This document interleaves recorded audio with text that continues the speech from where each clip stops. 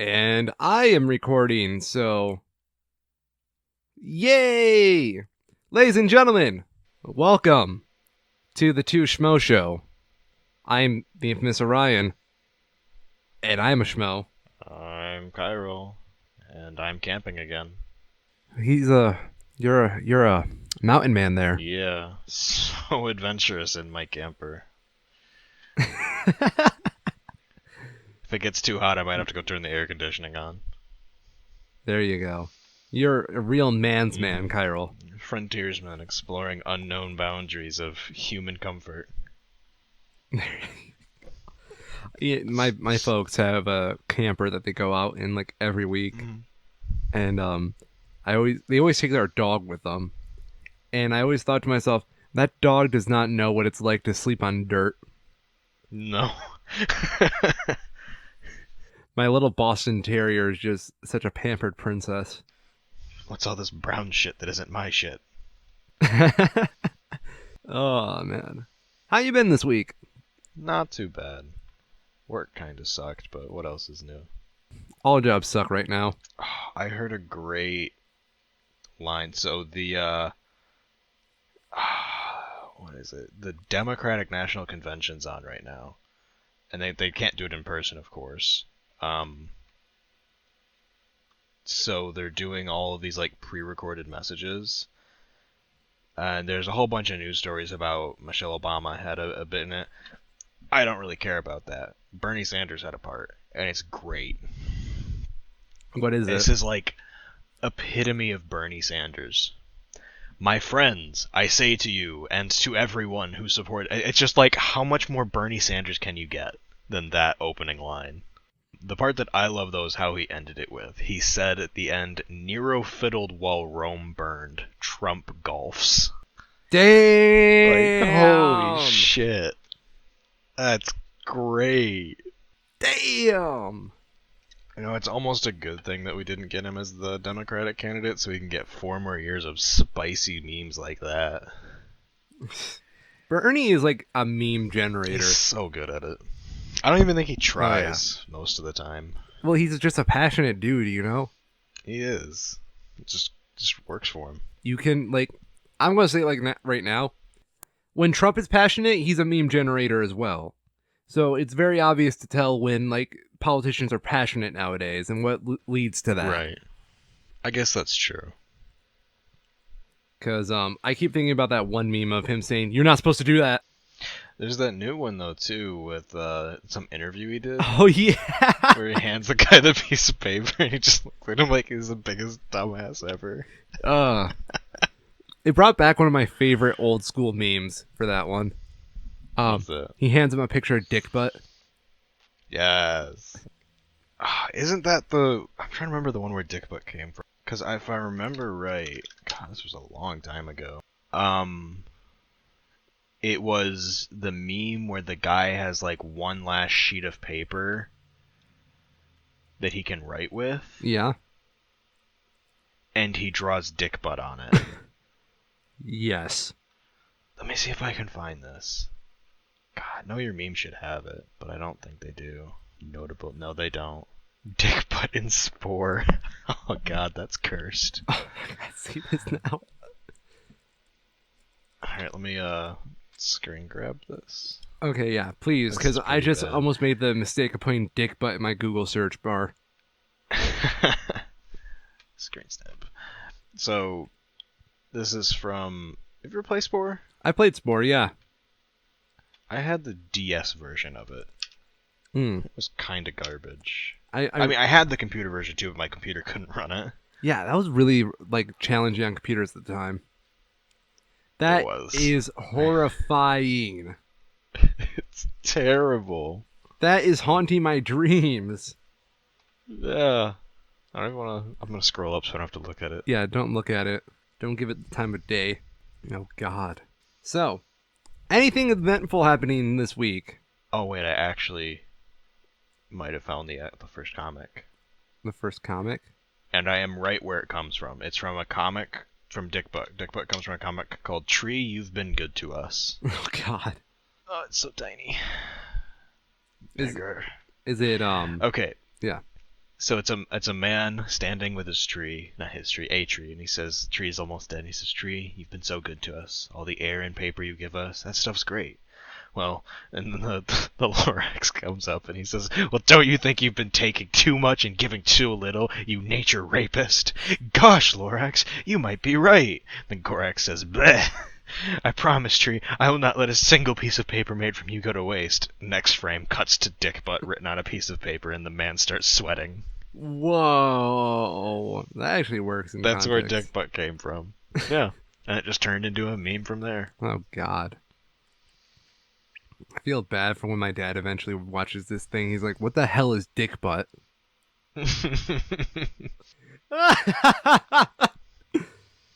Oh, beautiful. So yeah, this week. What happened this week?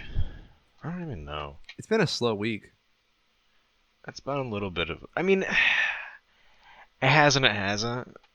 There's been so much going on in Belarus that's been kind of crazy. Yeah. Did you hear about what's going on there at all? Nope. God. So Belarus has been. Oh God, how long has he been the president?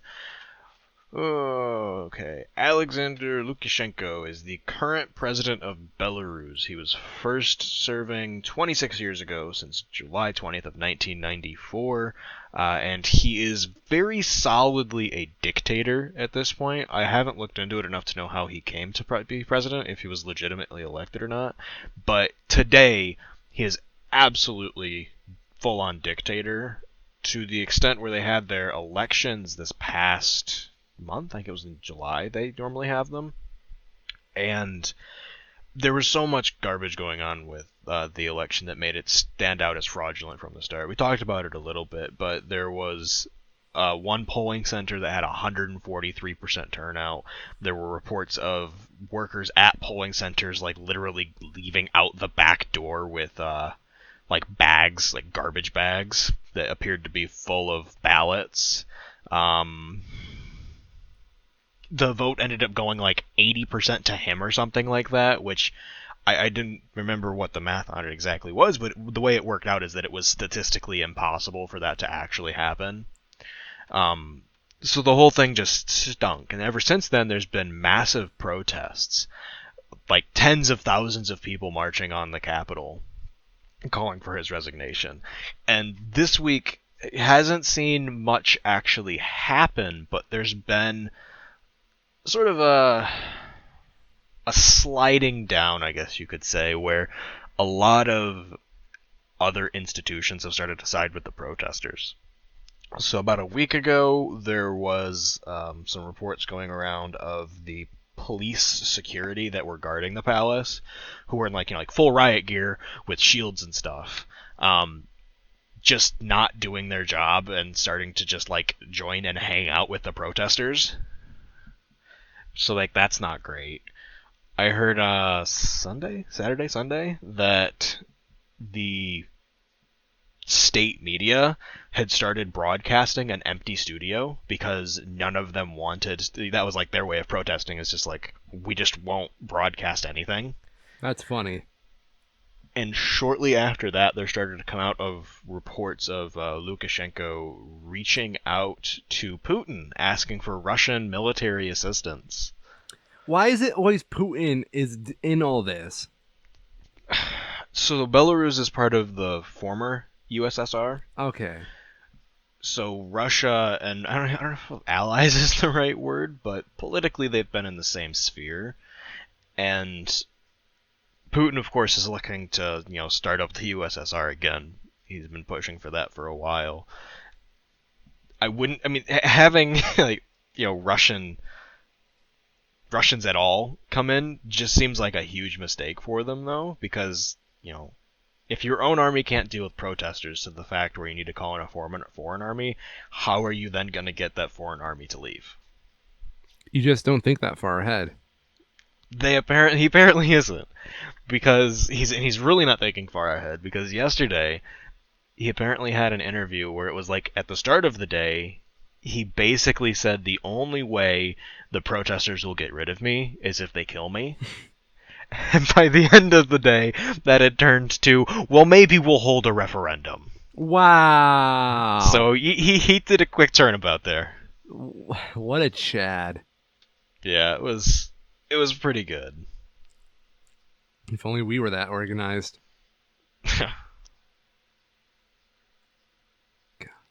I, I went back home like recently and I Mhm. forgot how much I was in like conservative country.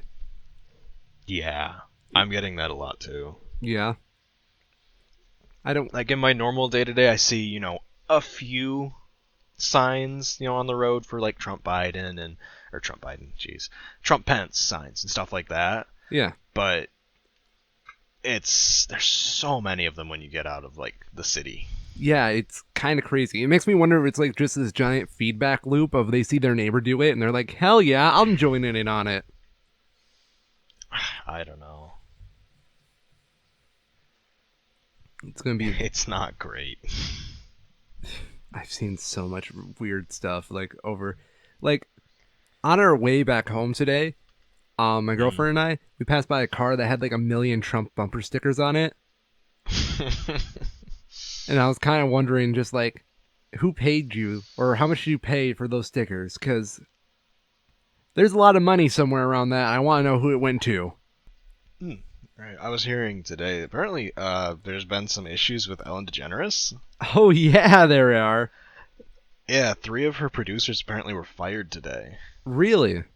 after speaking out. Yeah. Well, okay. So, I'm going to let people know something. Uh media production people talk and you know, we listen to each other and I Yep. have never heard any good things about the Ellen show from a production side. Right. And I hadn't heard anything about the show, but that's what I've been seeing a lot of people who are just like, yeah, for people who know, this is not surprising. Yeah. Um I've always known, I think I've known for a couple of years now cuz back when I was in college I was just researching what the production on different shows were like because I wanted to know Hmm. like where I would want to work if I could work on a big production. Right. And everybody always said don't go work on Ellen. Ellen is the worst. Ellen, they've said a lot of bad things about Ellen herself. Right. That's what I've been hearing a lot of is that apparently she's just like really mean She is very and mean. just a massive ass off camera. Yes. Yeah. And it's the kind of thing where I've been wanting to tell people that, but I knew for a fact, and like, I'm just some dude who's never even worked on Ellen. I only have Right. hearsay on my side.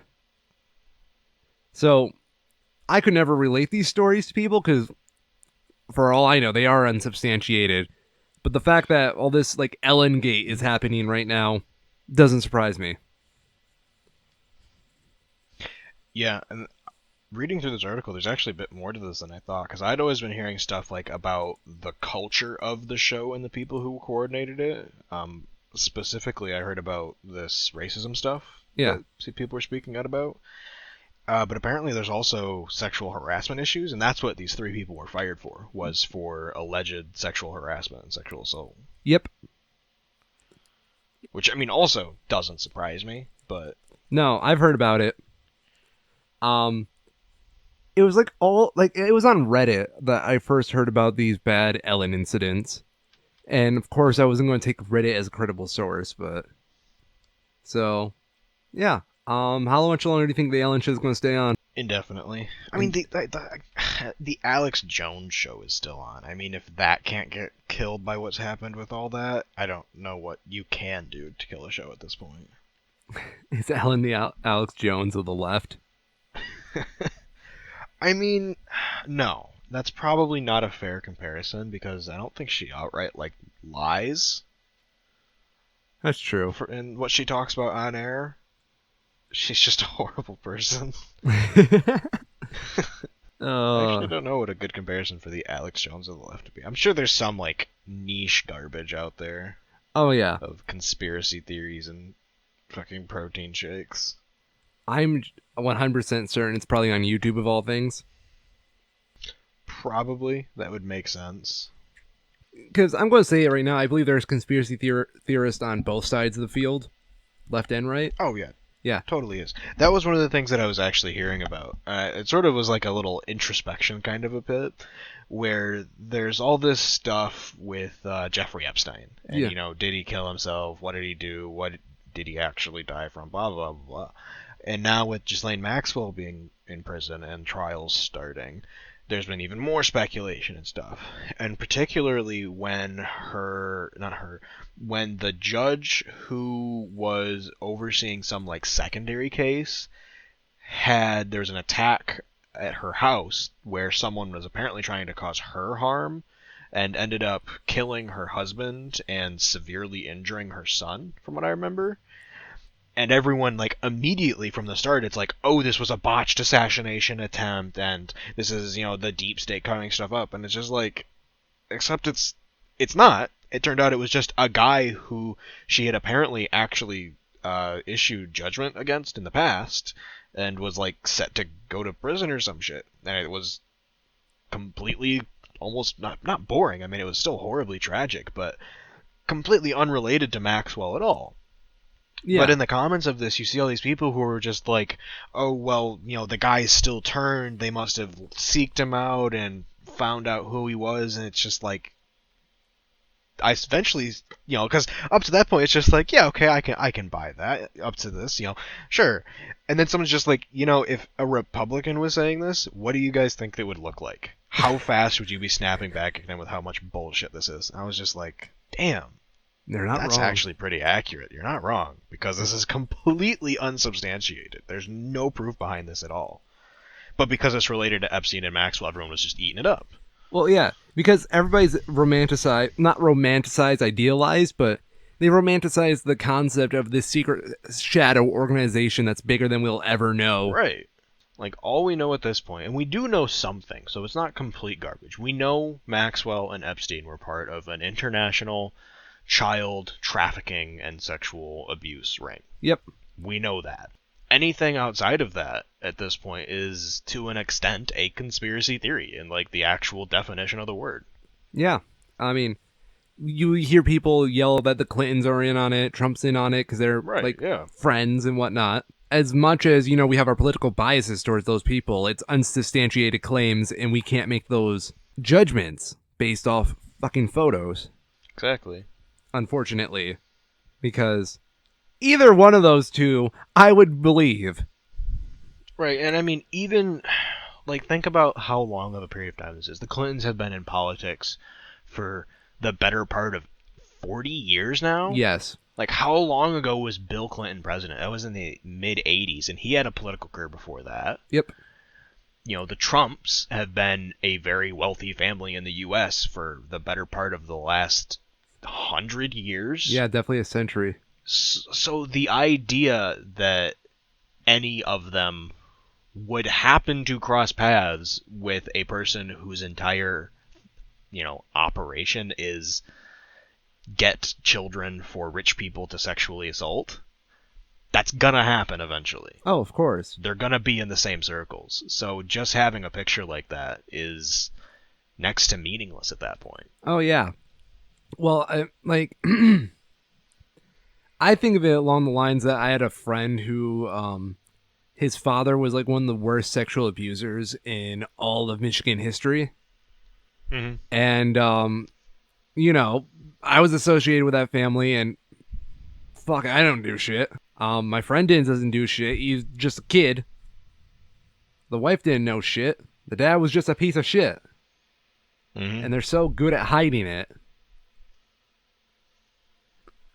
I had this morbid idea, though, with the whole Maxwell case going on right now. What's that? If we start taking bets on people she will out and get caught in connections to this ring, and how long till she gets suicided.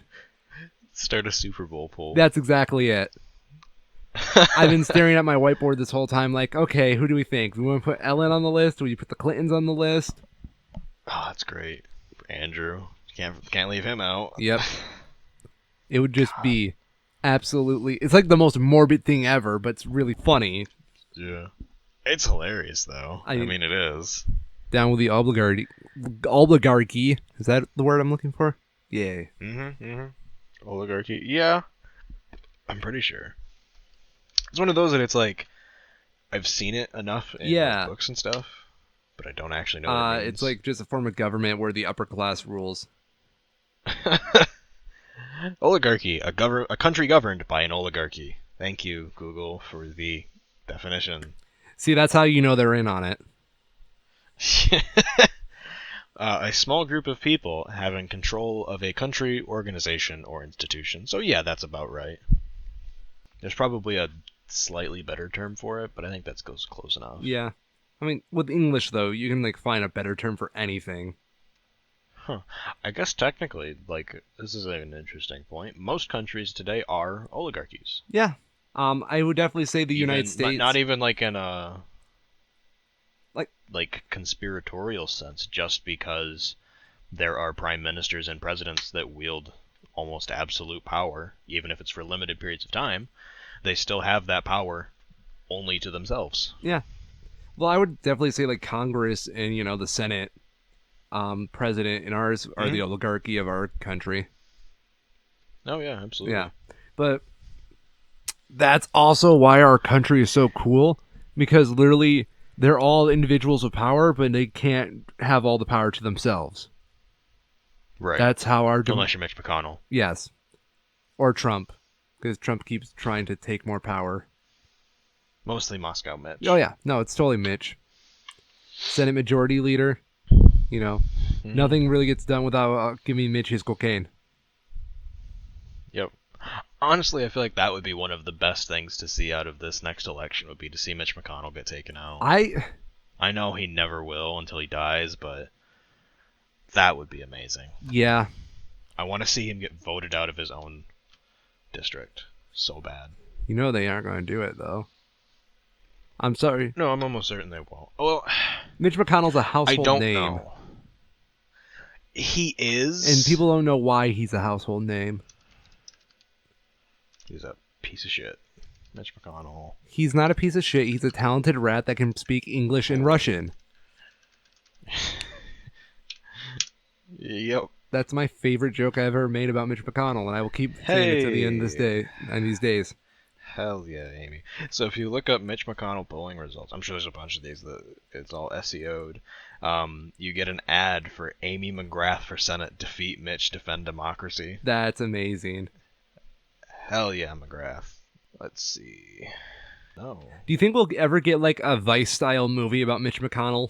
Have you ever seen the movie Vice? Well, no, I have not, but I know what it's about. Okay, that kind of a movie, I hope so. Because I could totally see him, like, after Mitch McConnell is out of politics for a while, a Vice-style movie about his career would be really great. June 30th. Apparently there was a poll where McGrath had a very slight lead over McConnell. Nice. It's gonna be interesting. We gotta move to Kentucky, Kyril. Aw, heck. Oh, heck. I love when you look at Kentucky's, like, gerrymandering, like, zones. Oh my god, yeah. How it's, like, it's very predominantly red, but the blues are, like, so much more dense. Mm-hmm. Right, and that's what they do. They pack them all together. Yeah. So that it dilutes? Dilutes. Whatever, whichever it is. Fucks it up. Diffuses. No. Did they? It's bad. Yeah. What was the word I'm looking for?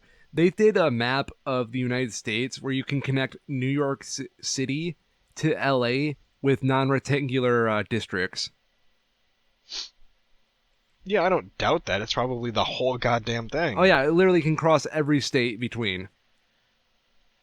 I mean, so here's the thing though, and this is the part that makes making voting districts so challenging, because you shouldn't just have rectangles over areas, No. because major cities aren't just rectangles. So you need to have clear and accurate boundaries that allow for the best representation of certain groups in that area. There's one in particular that I heard of. I think it's in the Chicago area of Illinois, that is ridiculed to death because it looks like a pair of earmuffs, where there's this super skinny bit that connects these two long and skinny like chunks, and everyone's just like, oh, this is clearly such awful gerrymandering, this shouldn't exist.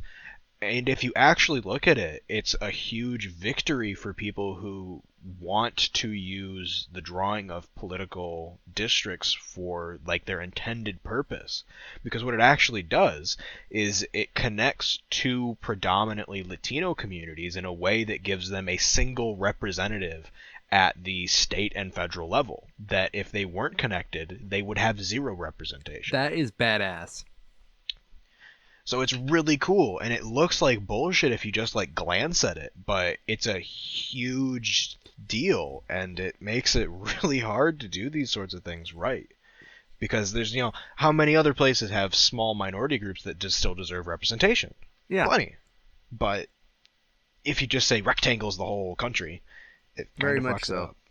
it up. It's more about the content of each district. Right, yes. Then you have North Carolina, who just openly admits in court that, oh no, our districts aren't gerrymandered to discriminate on the basis of race. They're gerrymandered to discriminate on the basis of politics. Yeah. And that's perfectly legal somehow. Yeah, man. Yeah, it's fucked.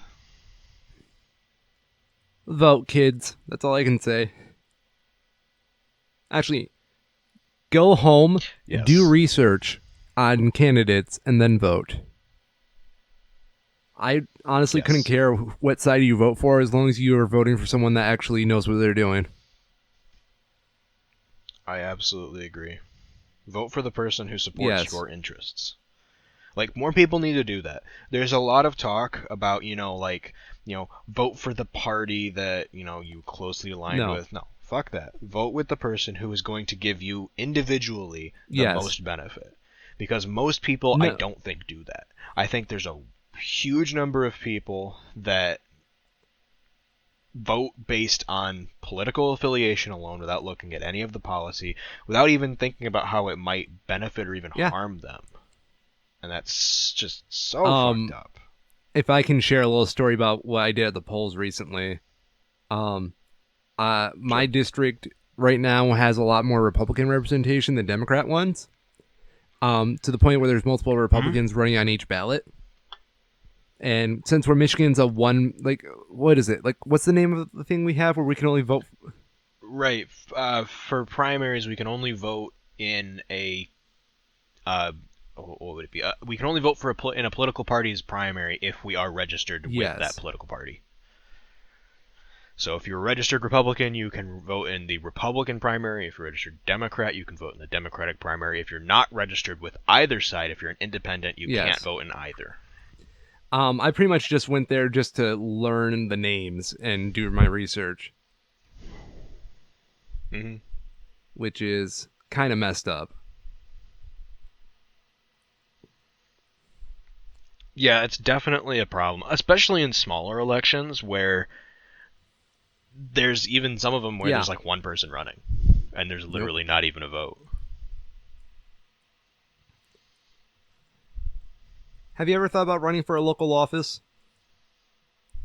Same. I have. I don't know what I would run for exactly, but I've definitely thought about it. It would have to be something that I feel very passionate in. It would have to be a community I also feel very passionate about as well. Like, Olivet, how Lauren Barlin Moss. Yeah. I saw a job opening that I applied for, and there's no way in hell I'm going to get it. But I applied for it anyways, because that's what you do. But it was an opening at the Department of Agriculture and Rural Development for it's technically a chemistry position, but it's just as much a public relations position. And from the description, it sounded like whoever gets the job would basically be doing like what Fauci has been doing at the federal level. But they would be making and presenting recall notices for the state of Michigan. I was just like, hell yeah. Like, there's so much about that I like. I like doing public presentations and speaking like that, like on that scale, one-to-one kind of sucks, but to a Yep. moderately sized group, easiest shit of my life. I can do that all day. Um, I'm doing it about something that I'm knowledgeable about and that I care about, which is, chemistry and public safety. So that's cool. And then from there, that opens up so many like political opportunities to like completely sidestep around like local elections and stuff. From there, if you're in that role for like 10 years, you could probably run for any state Oh position yeah. anywhere in the state and have a decent shot of getting it just from name recognition. I've So no way in hell I get the job though, because I mean they say, oh, we only want a bachelor's degree and 4 years of experience. Well, I don't have 4 years of experience, but I don't know how they expect anyone with only 4 years of experience to I do that think job. that's It sounds like the kind of thing that should okay. be run by a team of people at that Bullshit point. on every single job application thing ever. Wanting years of experience on anything. It is Mm. absolute garbage, and everybody Yep. knows that you can have years of experience in doing something, but if they do something slightly different than what you're used to, you might as well be starting from zero.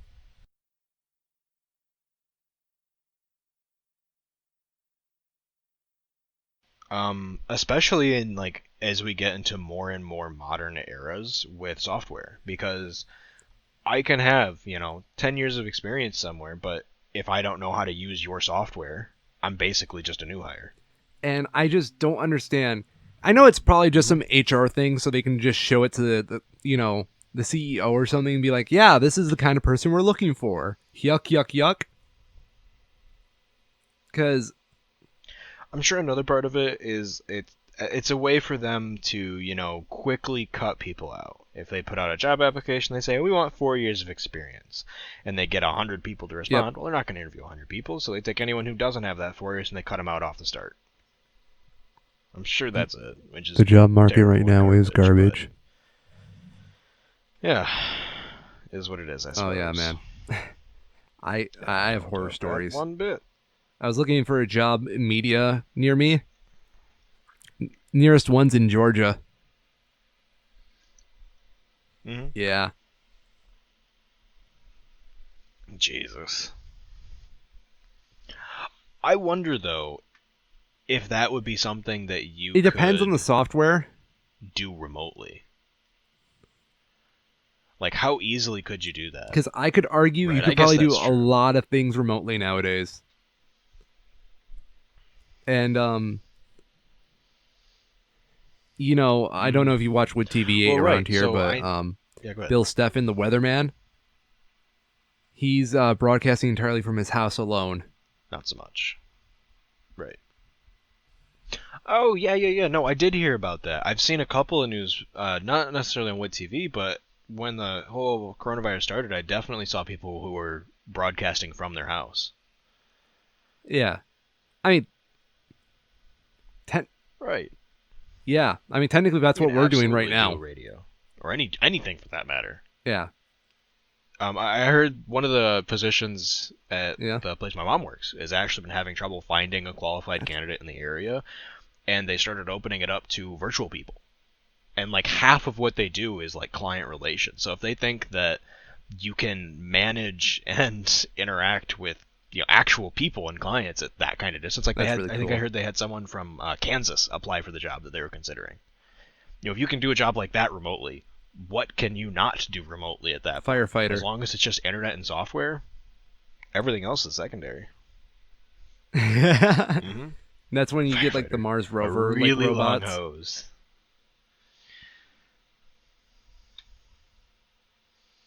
Mm-hmm. Boston Dynamics, get on it. That'd be pretty badass, actually. They would be the only ones I trust with that. Yes. Yep. Yep. No, I did not. Did you hear that Michael Reeves has started streaming? I didn't really realize this because I only follow him on YouTube. I started to follow him on Twitter, but it was a bit too Yeah, shitposty for there's my got to be a taste. balance. Like too much shitposting all the time, kind of a thing. Like I enjoy a good Yes. shitpost every once in a while, but constantly just gets really tiring. And apparently he joined some streamer house. What's it called? Some streamer house. That he had a pretty funny video he did for their channel where he talked about why he decided to do it. And it was he basically said, I needed test subjects, and now I have, 7 of them that I can use all the time. Which is, perfect Michael Reeves. But apparently he started streaming, and part of his stream, sometimes he does, like, gaming stuff, but sometimes it's also actual, like, him designing and building robots. And he's started to get stupid numbers of people watching his streams. His very Hot first damn. stream, he had 25,000 people watching him. Apparently, within like 2 weeks, he had more subs than most of the people at the To be streamer fair, house though, who had been streaming Michael's got for, a like, very years. unique niche. It's crazy. Like, yeah. Absolutely. And for him to start streaming makes a ton of sense, because, he puts a video out every month or two, and everything in between that's just no income at all. So now he can do some streaming, and he's basically just recording himself in the process, and he gets more money, so he doesn't have to worry about, food. I'm convinced Michael Reeves does not eat.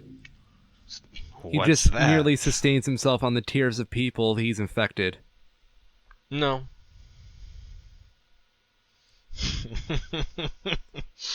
Yes. I don't know. There was something. Oh yeah, speaking of streaming, have you seen the new battle royale that's on the block? Mm. Yes. Is it the Fall Guys one? I I've tried to see some people stream it. Yeah, but I've it was only like really on the watched first day, YouTube highlight and reels. all the servers kept crashing. So a lot of brands have been So- trying to get on Fall Guys because it's the new hit Yeah. thing. And Fall Guys just posted this thing onto Twitter saying, "Okay, we're gonna have a contest. If your brand donates the most money to this charity, then we'll work with you." That is, yeah, it's literally using capitalism against Nice. itself. I can respect the hell out of that. That's great. So when's the magic number of like Yeah. donation money I'm all for versus that. profits you'll get from advertising with Fall Guys? Oh, did we talk about the Fortnite ban? So Fortnite apparently changed the in-currency I don't like know about V-Bucks this, so yes. totals to make them cheaper. And Apple kicked Fortnite off the Apple Store. Mhm. Okay. Yes. Okay. Yes, I heard Yeah. sort of about And then this. I heard Apple that has Epic proceeded has to actually ban sued all of Epic's Apple now games off their over App it? Store. Yeah. And I think Google's done the same thing. Mhm. Yeah. Right. I'm pretty sure And Epic. I don't know filed suit whose with side them, I'm too. on. Which is, it's kind of crazy though. I'm 100% on Epic's side. Both Google and Apple take a 30% cut of everything, all revenue from stuff on their stores. And what that means is that for a lot of companies where they don't use, Apple or Google's payment tools already, they get just completely screwed over because Google just That says, sounds no, like we won't let Google. you put your app on our store because we can't make money off of it. Yeah. Mm-hmm. I mean, and Apple's the same way too, of course. So apparently this could be like a court case that actually officially decides whether or not they can actually do that, if they can take anything at all. And I don't know, it'll be interesting because I feel like at the same time it's important for devs to be able to have their freedom to, use whatever payment methods they want to use and get stuff like that. But if at the same time it turns out that Google and Apple can't charge, make their money through those means, what's that gonna end up meaning? Because are they gonna just start charging devs I think I'd like, rather if you pay an wanna upfront develop our price platform, than pay us to money have up 30% front. of all my profits taken. I don't know. Right. But if you're a small dev and That you is can't very afford true. that price up front, then you It don't makes me develop wonder at if that all. would affect how transactions It's are the other put side into of it. games Yeah. nowadays.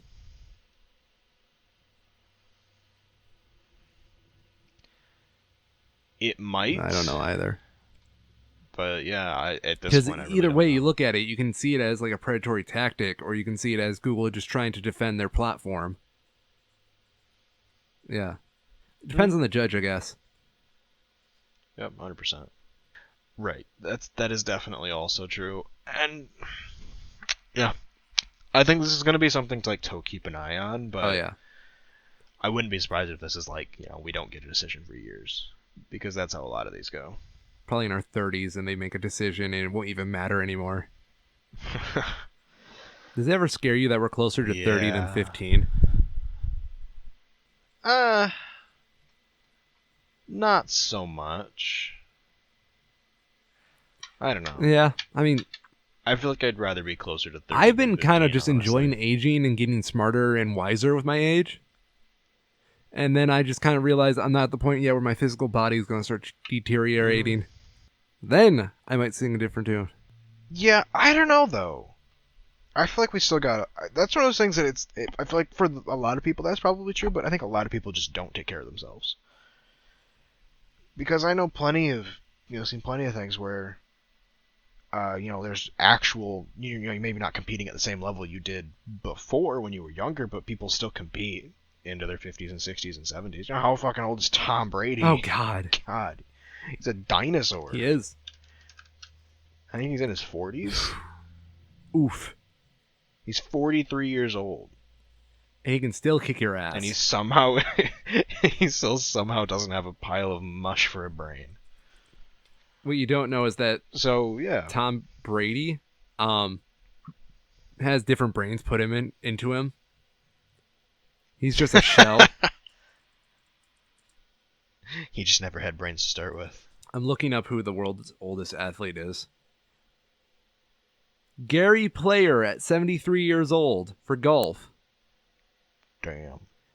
Gordon Howie, 69 years old for ice hockey. Nice. The people who are still actively playing. Yeah, they're by sport. Nice. They say what year they retired as well, if they did retire. Association football. Eads Eldon Balder, 75 years old, and he's still active. Damn. Auto racing. Herschel McGriff, 90 years old, and he just retired in 2018. Like, I guess this is the oldest age they were before they quit. Okay. Yeah. I mean, yeah, I buy it. That makes sense. Ooh. I know there's some people in even esports who are pushing into their 50s now. That I can see. Okay, mixed martial arts. This is probably the most, like, herdy of them all. Oh, shit. Skip Hall, 64 years old. Oh, God. Track and field. Ready? Yes. Stanislaw Kowalski, at 110 years old, still active. It's pretty crazy. I can't get over that. That's pretty impressive. I'm looking over the Skip Hall guy's record for martial arts. Even though he's old, he doesn't exactly have the best win-loss record. He is also the Kowalski guy, oldest living man in Poland at the moment.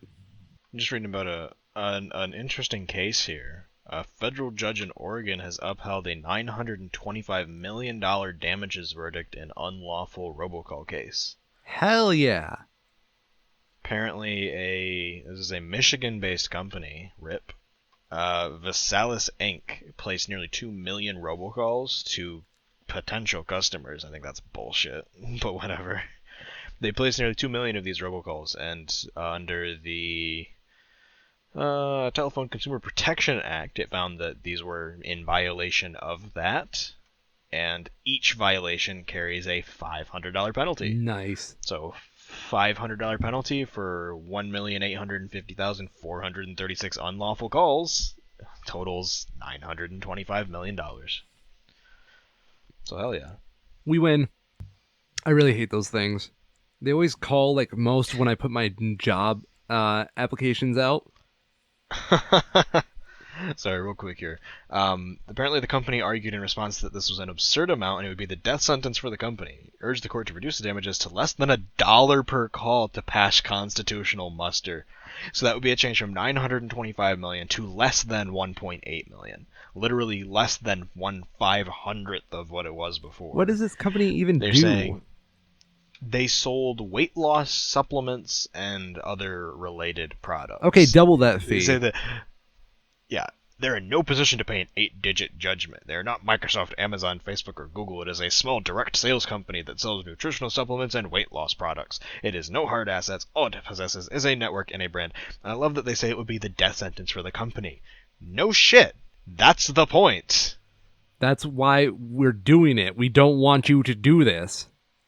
We want you to go You away. are an example. Man. Wait, what? Vasalis' understanding of the limitations of damages imposed by due process implies that a constitutional penalty for a single violation becomes unconstitutional if the defendant commits the violation enough times. That's not how that works. Here's a good. Okay. Um, Judge wrote, someone whose maximum penalty reaches the mesosphere only because the number of violations reaches the stratosphere can't complain about the consequences of its own extensive misconduct. That's funny. The court rejects the argument that companies that violate the court rejects the argument that companies that violate the law millions of times should get a volume discount on statutory damages. Love it. Oh, they're trying Like, so think about hard. how this would be if someone, like, killed 1 million people.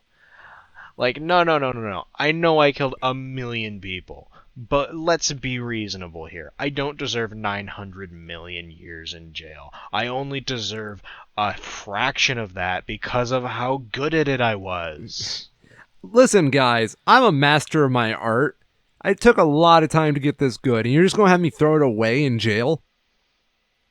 It's so messed up. The way I see it is you should be paying me because I could be doing so much more of my time right now, and we both know it. This is actually pretty cool. So this is part of a class action lawsuit of about 800,000 people, and I'm sure the lawyers are going to take a huge chunk off the top, but even still, this is like a bunch of people who are basically just going to get free money from this. So hell yeah. Hell yeah. Good on them for pushing this through. Proud of them.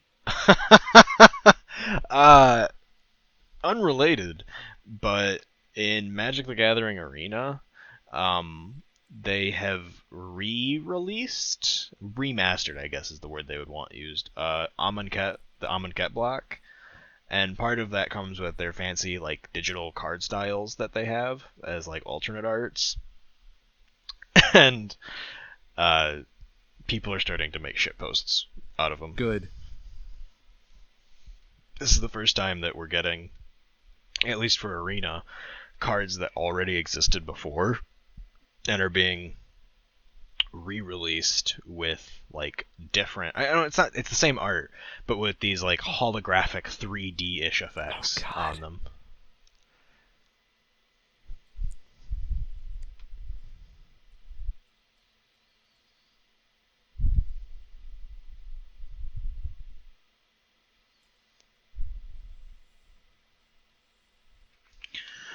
What else do I got? All right. Do we want Molly or Trump pardons? Oh God, I know exactly what the Trump pardons are. We'll do Molly real quick. This is a short Okay. one. So apparently there's been multiple reports right now that President of Mali, Ibrahim Boubacar Keita, has been arrested or seized in some way by what appears to be mutinying soldiers. Okay. So there's not a lot known right now about this. It appears to be some sort of a mutiny, allegedly by a pay dispute, but this is pretty new, so not a lot is known. But yeah, it's interesting. Might go somewhere, might go nowhere. Maybe it'll go everywhere. Could be. This is where the world revolution begins. In Mali. In Mali. First Mali, then the world. Of course. If you can take over Mali, you can take over the world. So, Trump apparently pardoned Susan B. Anthony today. Yep. Which is a deep and surprisingly nuanced action. I don't know how I feel about it. So apparently he said she was never pardoned. What took so long? I guess that was on Twitter. Okay. It sounds like something he'd say on Yeah. Twitter. And for the what took so long part, apparently it turns out that the reason she may never have been pardoned was, for one, the fact that it happened in 1872, more than 100 years ago, so, it's not exactly on the fronts of people's minds. Yeah. But apparently, she also was, let me see, where is this? Kathy Hochul, New York's lieutenant governor, tweeted, as the highest-ranking woman elected official in New York, and on behalf of Susan B. Anthony's legacy, we demand Trump rescind his pardon. She was proud of her arrest to draw attention to the cause for women's rights and never paid her fine. Let her rest in peace. Yeah, that's why I'm very not sure how I feel about it. Because, Yep. That... It was a means of protest for her. Yeah. You can't retrograde, you can't retroactively. That's it. I don't know why I was thinking retrograding. Retroactively make something woke. Yeah, exactly. That's it's honestly, it's the most half-assed thing he can do in that kind of subject matter. It is, especially with all of the garbage going on with the voting by mail stuff. Yes, it's so blatantly look over here sort of tactics. Yes. I mean, kudos to him, I guess. I mean, but that's not what she wanted. Honestly, at this point, I can't even begin to assume that this was not done with some sort of malice. Yeah. Or at least some sort of ulterior motive. The point of this, there's been so many wrongdoings by the current administration that I have no reason to give them the benefit of the doubt that this was done out of, general good spirit. Come on. Look at who you're talking about here. You're talking to the people that made the internment camps. Mm-hmm. Oh, by the way, are we going to talk about that internment camp sexual abuse allegation? What? I didn't hear. What is this about? So apparently at the the Mexican internment camps. Okay. The guards were systematically sexually abusing thousands of immigrant children. Oh yeah, I have no doubt about that. Yeah, and no one's talked about it. Yep. Doesn't surprise me. QAnon is going all about trying to find the pedophiles, and there it is. All of them? Yeah. Literally. When I first heard about the internment camps, the first thing I thought of were, that's going to lead to a lot of missing children. Oh, yeah. Absolutely. I mean, the whole thing is just so fucked up. Front to back, top to bottom. It's fucked up. I'm sorry. I can understand why you think internment camps are a good idea, but they're not a good idea. They are never a good idea. There needs to be a way to take the people who are trying to cross the border, get them into the U.S., and then process them. Yeah. Process them legally. You cannot just turn them around and send them on their way. There is international law that the U.S. has signed on to in the wake of World War II, where if a legitimate refugee, tries to enter your country, they don't have to stop at the first country they come to. They can go to the first safe country, the first country they believe is safe. And the whole reason for that comes from fucking World War II, where people tried to seek refuge in the first available country they could, outside Germany, which didn't work out so great for a lot of them because, how many adjacent countries to Germany ended up being invaded? Literally all of All them of them. at some point. And in the wake of that, every nation in the world, at least at the time, basically signed on to this agreement that said that we would not hold people to having to stop in the first nation they came to, because that nation might not be any better for them. They might be just as at equal risk there as they were The before. problem is people don't know their history nowadays. No, they don't. Like, there's reasons why we make these laws. Germany was taking everything so much that they even made their way all the way to fucking Russia. Yeah. That's not like an understatement. That's a big deal that they made it all the way to They fucking were Russia. right. They had from the Atlantic coast all the way to Russia at the peak of it. Yeah. And they had control all the way from, I guess it would be Denmark. They never really got into. They had some allies in one of the Nordic countries, but they never actually invaded them. But they had control all the way down through Italy and the north of Africa. They had the north of Africa under their control. It was massive. That's some fucking Rome shit. They had the fucking Mediterranean. You mean the Roman lake? Yeah, basically. That is so big. And people don't give a fuck. They don't know what that means. No, they really don't. Yeah. Like, do you ever see memes about the real size of Africa versus what we think Africa's size is because of the globe's like curve? I don't think I've seen any memes of it, but I know what you're talking about, though, with how globes are. Yeah. So on a globe, because there's a curve, Africa is way bigger than it is on a flat map. And I've seen a lot of memes of people just memeing up how big Africa really is and how that's like disturbing to Westerners. Yeah, there's some good memes. Same thing with South America. Right. That is the problem with having any sort of taking any sphere and trying to put it on a flat globe. Let me see if I can find it. I saw a Vox article that was actually about this, where they took like a beach ball sort of a thing that had the Earth printed on it, and they showed how you can't just, make it flat. Yeah. Let's see if that works. Yeah, they put out a video 3 years ago why all world maps are wrong. And it's the reason why people had actual globes before, because it's a sphere. You can actually see the scale of it. That's the problem with a map, though. You can't really do proportions well. Mm-hmm. Yeah. Which is also why some of them have switched to the... Oh, what was it called? The style of map where it has, like, the cutouts at the top and the bottom. So it's not a perfect square. It tries to account for the curvature by sort of having empty space instead. Yeah. But even those aren't perfect. They're just slightly better. And from the way I remember it, they do a better job of showing countries that are close to the equator, like Africa, Central South America, and like some of the Asian countries.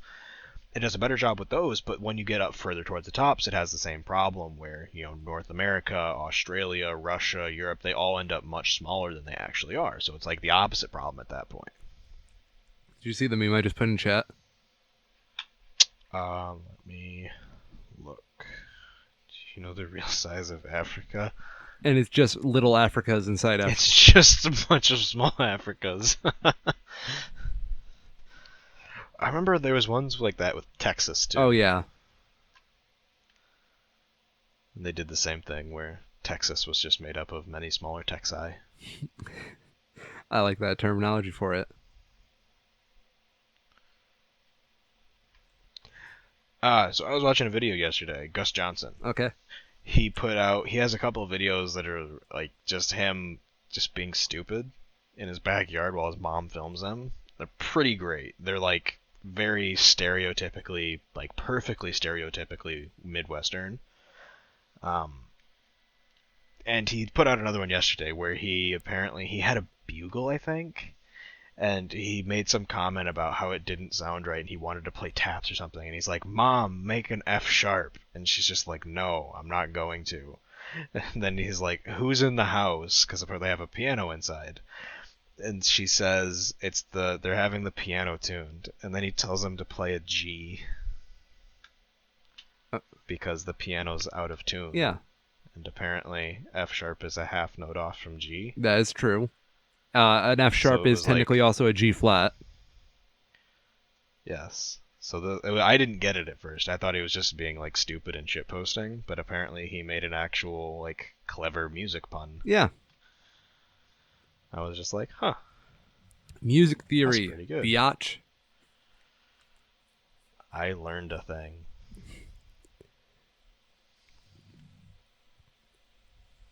Uh, Highly recommend Gus Johnson though. He's hilarious. good. He does a bunch of. It's mostly just like, stupid shitposty sort of stuff, but it's very funny. Shitpost is like the genius of our generation, though. Mm-hmm. I saw this one shitpost. It was combining a whole bunch of different memes. It was the "Are you winning, son?" meme and the cake meme, where the dad's coming through the door and is like, "Are ya made out of cake, son?" And then it's the astronaut that, like an astronaut made out of cake, and it says, "Always have been." And it just made me realize how pretty meta. fucking meta memes have gotten. Yeah. And for that, I'm grateful.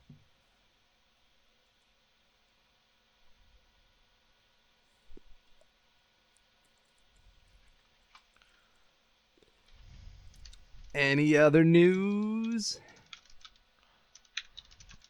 For like real news, that's all I have. Oh, yeah. Unfortunately. I saw Batman v Superman the other day. How was it? Oof. I have many opinions. Oof, that's not great. Was this the theatrical cut or the Snyder cut? This theatrical cut. I Okay. figured I would watch the Snyder cut somewhere else down the line. Because with this movie, I wanted to see how everybody else saw it. Especially now That's fair. that, I'm coming to it late. So, I felt like this was two separate movies just drawn on top of each other. Like, there's a good Superman movie in this, and then they just decided to make Batman the fucking villain. Yeah.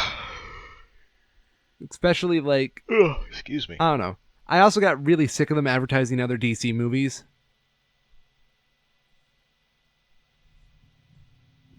Like, there was this whole sequence of The Flash where they're like, something. I don't know. I was barely paying attention. The movie was. Pardon me here right now to all the fans. It was too long. Way, way too long. And it felt like it had 3 different climaxes. And my favorite part of the movie was just one simple shot of Superman grabbing Lois Lane, and like starts off super close, and then like it zooms out in like 3 different parts as they're like swooping down, like decelerating, and you realize just how fucking close to the ground she was from like dying. Yeah, and just I don't know, it was a cool shot. I want more Superman movies to have shots like that, where you get like a scope of like cool. how big and superhuman this is. Right. Yeah. But I heard, I don't know if it was that one or if it was a different one. I heard that there was a really good Batman fight scene in one of the recent DC films. I think it was in BVS. I don't know which scene. But there's a person talking. There's a warehouse fight scene, I guess. Oh yeah, I thought it was okay. Yeah, it was. I was watching a video that was talking about specifically, how to write and make a good fight scene. What makes a good fight scene good and what makes bad fight scenes bad. Yeah. And that was one of the ones that they pointed out as a good fight scene, as sort of an example. I think, yeah, I remember it. It was a good set piece, and it was one of the 2, like the second climax of the movie, if you ask me. And Yep. I felt like it was just there was so much movie that happened before it that it took away how good the scene was. That I was kind of jaded by the time I got to it. And that's like a big problem I have with this whole movie is that the pacing feels off. Like that's why I kind of want to see what the Snyder Cut's all about, because if it was just botched editing wise, I could totally believe it. And yeah, I also kind of want to see the Snyder Cut of the Justice League. Hmm.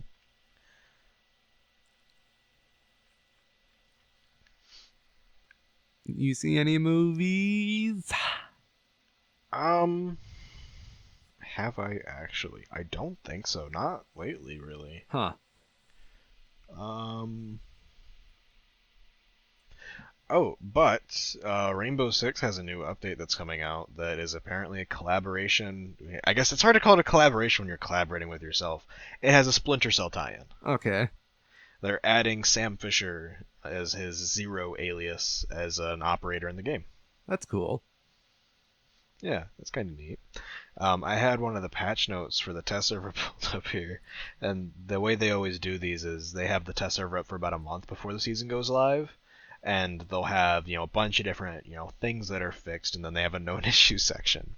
One of their known issues is defenders are detected if they spawn at the first floor dining room of the Chalet rework, and will die during prep phase if they choose to spawn there. Please do not spawn here.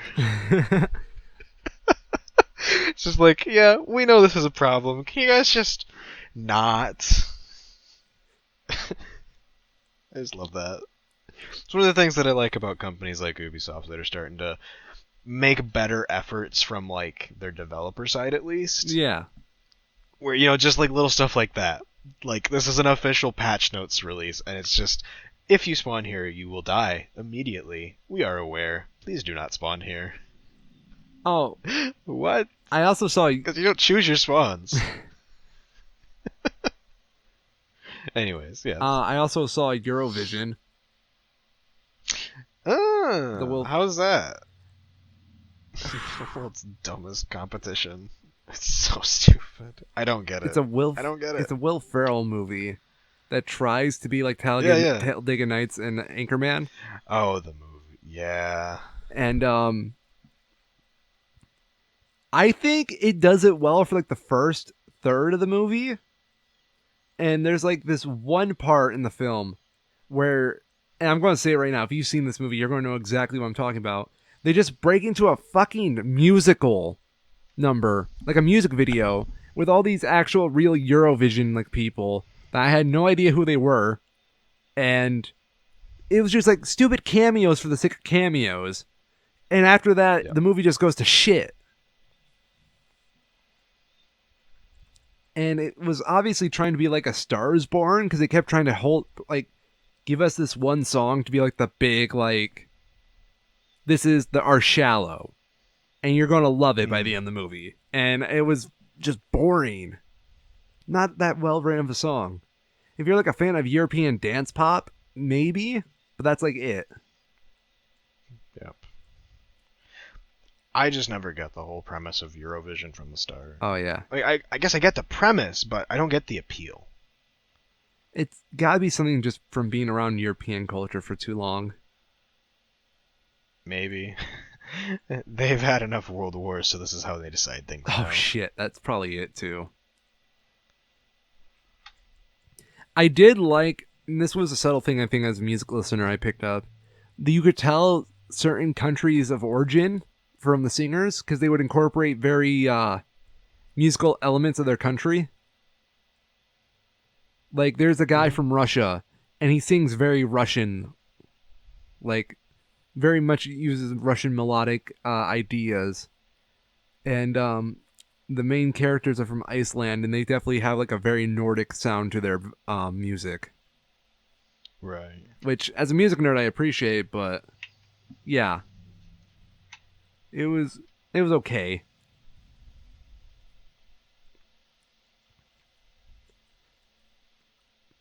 I know it seems like I don't have much to say on it, and that's because I saw it like 5 hours ago. It was that uneventful on me. Sorry, Will Ferrell. You did sing pretty well. I don't know what it is with Wolf. We talked about this before. He needs to do something to get his act together. Yeah, I agree. Someone needs to sit him down and say, "God damn, boy, get your shit together." Mm-hmm. Because I honestly believe there's a good actor in him. I don't know yet. There's a good comedian in him for sure. Yes. But a good actor. Eh. I can see him being typecast into certain roles at least. Yeah, but it always feels like in the movies that he's cast in that he already has a lot of creative freedom and he just chooses to do the same thing every time. Does he have creative freedom? I mean, I guess I don't know, but it seems like If it. you're telling me he's not being bullied by producers to be the same character over and over again, then I'm gonna freak out. And I will call Will Ferrell right now. Actually. So let's see. Started on Saturday Night Live. He was in Austin Powers. Oh, I accidentally found his Zoolander. manager's number. So. I did. Oh, yeah. Anchorman. Like, I'm curious, what is the common denominator between all of his Will movies? Ferrell. Because. But it's not, though. I mean, it is. It absolutely is. But outside of that, if Will Ferrell is the common denominator, then the problem must also be Will Ferrell, right? I guess maybe not the problem, but there's just too much involved Yes. there for it to just be a coincidence. I agree. Apparently some of these movies weren't written. Oh no, it's right there. So Anchorman and Talladega Nights were both produced by Judd Apatow, both written by Adam McKay, but for Talladega Nights specifically, Will Ferrell is credited as a writer. That probably means he improvised some scenes. In Step Brothers, he is credited as screenplay. Okay. Huh.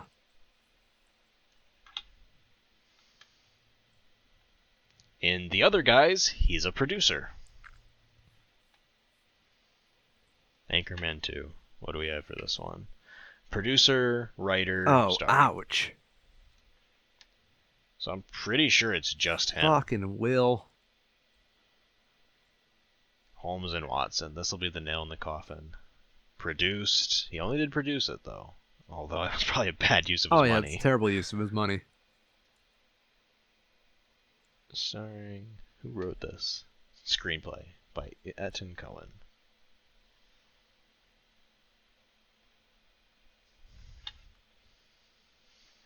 More of a screenplay adaptation. Alright, Eurovision Song Contest. Produced and written by Will Ferrell. Ouch. Yeah. So it's just him. I feel like at that point, that's just on Sounds him. like he needs a good manager or someone to just get all the bad ideas away from him. Because it sounds like he gets unchallenged. You know? If he gets like the last say in everything, of course he's going to make a lot of bad decisions. He's going to be like George Lucas during The Phantom Menace. I don't know. I feel like at this point, I'm sure he has enough money that he can afford to keep making bad movies that he personally enjoys making. And I guess if he still enjoys making garbage like the Eurovision Song Contest and, God, I don't even have the list pulled up. He's done some fucking Holmes and Watson. If that's what he likes doing, more power to him. What if this whole time Will Ferrell's been just getting ready to do his own cinematic universe where he does a whole movie where he's just all of his characters meeting up at once? And it's just called Willennium. Millennium. Yes, Millennial. there we go. Millennial man. I would die from cringing. That would be, in no uncertain terms, absolute The Will garbage. Ferrell cinematic universe. The WCU. I don't know. If this is just some giant conspiracy by Will Ferrell to kick off some massive project, I would be kind of impressed. He's been okay, maybe, but at this point, he's been doing this garbage for more than Yes. 15 years. You're not M. Night Shyamalan. Just get it over with. Ouch. That's your plan. He's also not Marvel. Nope. I still can't believe that all of those M. Night Shyamalan movies are like actually supposed to be in a cinematic It feels like universe. he something retroactive. It's just so dumb. Yeah, it really does. It just doesn't seem right. No, M Night's just like, I want that Marvel money.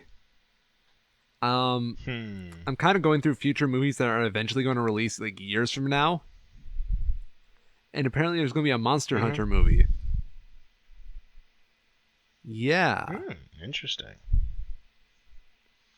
It's gonna be a Nathan Drake movie too in a Jesus. million years. You've only been working on it for 10 at this Minions: The point. Rise of Gru, July 2nd, 2021.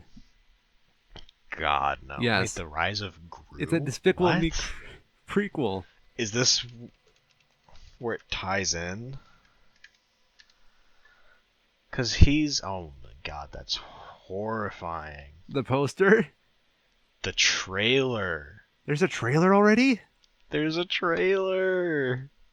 Oh It's god. 3 minutes. I don't. Oh my god, no. Don't do it. I'm gonna send you a screenshot Oh of the god. first frame. This is what they open with. This is the best that they have. Hit me with Are your you best ready to shot. cringe? I was born cringing. I'm getting It's done. going. It's going. It's going. Got my free cringe on. It's gone. Yep, that's exactly what I saw. That's the movie poster. That is quite possibly the worst thing ever. It is so unesthetically pleasing. For everybody at home, we are looking at a tie-dyed minion. Like, oversized minion. Yeah. It's like got braces. Yep. I don't know what it is. But it's a thing. We've also got such movies as... I don't know. I'm just trying to find standouts. It's been so long since we talked about future movies and speculating on their quality. I miss it. So I'm just scrubbing through the trailer here. Yeah. I think I have a pretty good idea of what this movie's about. Okay, hit So it me. looks like either this is young Gru trying to apply to be a superhero and or villain to a group called the Vicious Six. And I'm going to assume he gets rejected. And then he finds the minions. And then they help him either join and or beat the Vicious Six. Who are only 5 at this point. Oh, God. Did you see that trailer for Ghostbusters Afterlife? Trailer for what? There's a movie coming out called Ghostbusters Afterlife. Ghostbusters Afterlife. I don't know anything about it. Ooh, yes. So this actually looks not like complete garbage. I'm confused on what it is. Okay.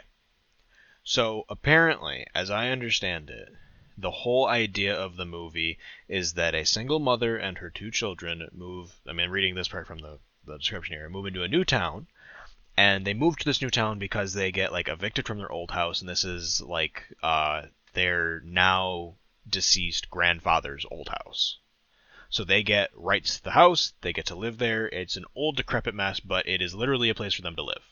So they're in this new small town, and it turns out, as the movie progresses, that their grandfather was one of the Ghostbusters, and this is like where he went to retire. And he's got all of the old Ghostbusters technology stuff in the house that the kids eventually find. And they assume it's all just like, he's a fanatic and he was just like, like it's all replicas or stuff like that. And who is this? Paul Rudd is in it as, someone who is like an expert on the Ghostbusters, because all the Ghostbusters stuff happened like 30 years ago at this point, and there's a lot of people who just don't believe it happened at all. They think it was all just fake, and he's like an expert on it and like a real believer sort of a thing. And he gives a presentation or something at the kids' school, and they bring in one of the devices that the grandfather had, and he's just like, holy shit, this is the real thing. And the gist is that ghosts, for whatever reason, are starting to appear at this small town, which was why the guy went there in the first place. and it's up to the kids, led by Paul Rudd, I guess, to sort of form a new ghost-busting team to figure out what's going on and put a stop to it. That I don't know how I feel about that. Like, So let me confirm this real quick.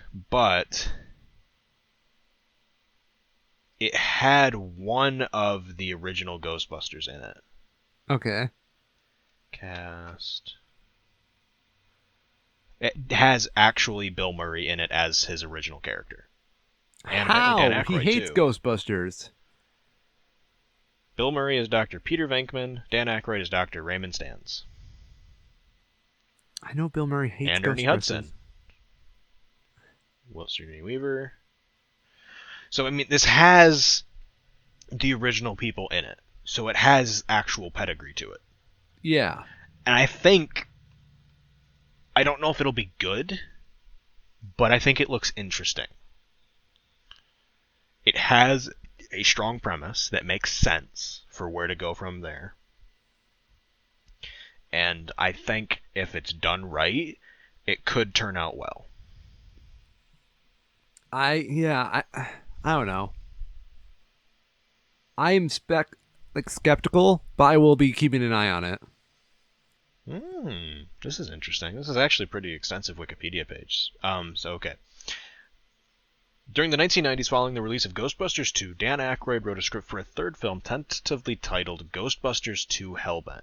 The concept had the characters transported to an alternate universe version of Manhattan called Manhattan, where the people and places are hellish versions of Earth, with the Ghostbusters meeting and confronting the devil. At the time, Aykroyd stated that the studio was interested, though the principal actors, especially Bill Murray, were not. It featured a new, younger group of Ghostbusters, while Ray, Egan, and Winston struggled to keep their business going upon Peter's relationship becoming serious with Dana. Much of this concept was recycled years later for Ghostbusters the video game in 2009. By 2004, movement on a sequel was revisited by the studio, though Bill Murray again expressed his disinterest in the project, stating he dislikes sequels. Following year, Ramis confirmed plans to reintroduce Ben Stiller into the principal cast. By 2009, however, deployment of the project had stalled. Ramis and Aykroyd subsequently confirmed that the script calls for a new group of younger Ghostbusters, with the latter stating that the cast would feature a gender diversity and include new technology used by the titular team. And then nothing happened again until we got the female Ghostbusters, which blah blah blah blah blah.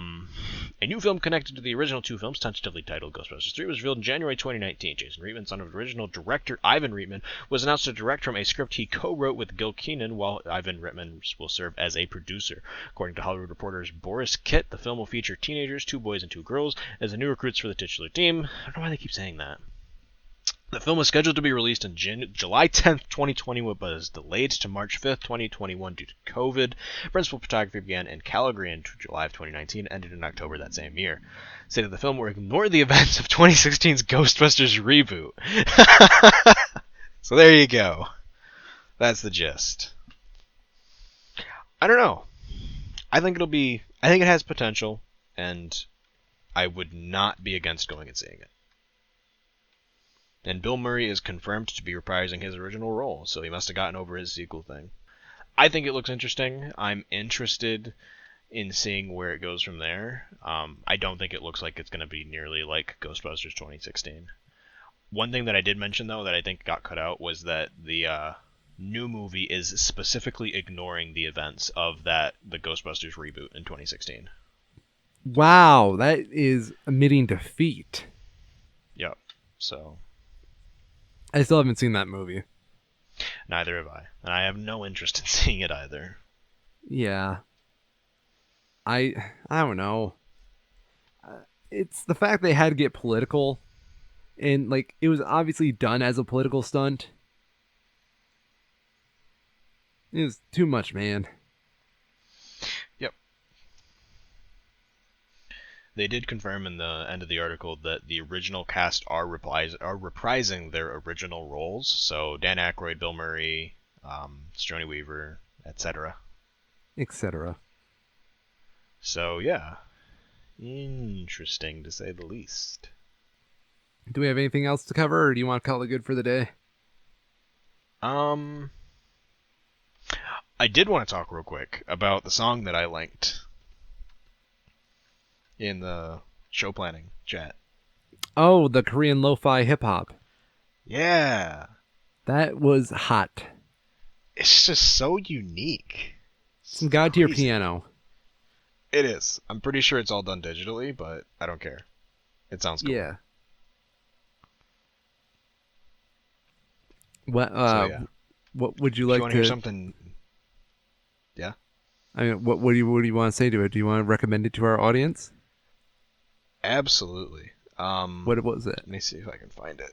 Let me get the English name for it here. Because I don't read Korean. Shame. Okay. You call yourself a K-pop stand. It is by an artist of the name Nowaile, Newaile, and the English name for the song is Everyone Makes Mistakes. Nice. That's a good name So, for it. it's really nice. Very fresh sound. I really like that. And that is what I got. Oh my god. On Hmm. on Twitter, hashtag Eminem, RIP Eminem is trending, Okay. and people are just posting pictures of Ellen. Well, I was gonna say we know for a fact that Eminem is definitely not that dead. Then. No. But the fact that they made that comparison makes me so happy. It's pretty great. We need more trendings like this.